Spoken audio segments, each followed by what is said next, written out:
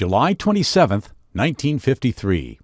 In Asia, the Korean War ends after more than 3 years of fighting with an armistice signed at Panmunjom.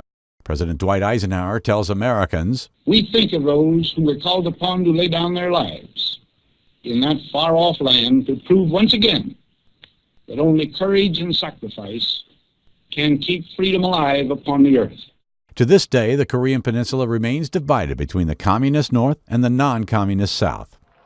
1974. In Washington, the House Judiciary Committee votes to recommend the impeachment of President Richard Nixon. The panel charges Nixon with personally engaging in a course of conduct to obstruct justice in the Watergate scandal.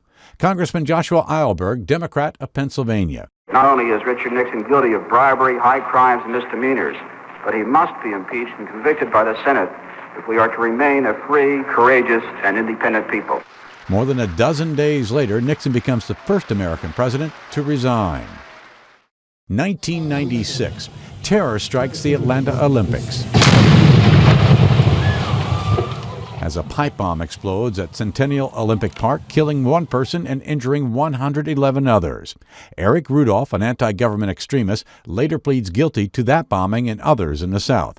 He receives life behind bars. 1980. The deposed Shah of Iran dies at a military hospital outside Cairo, Egypt, at age 60. It happens during the Iranian hostage crisis, when dozens of Americans are held captive for 444 days by the Islamic fundamentalist regime that replaced the Shah. And 2003. Thanks for the memory of sentimental verse. Comedian Bob Hope, who entertained Americans and U.S. troops worldwide for decades, dies in Toluca Lake, California. He was 100 years old. Today in history, July 27th. Tim McGuire, The Associated Press.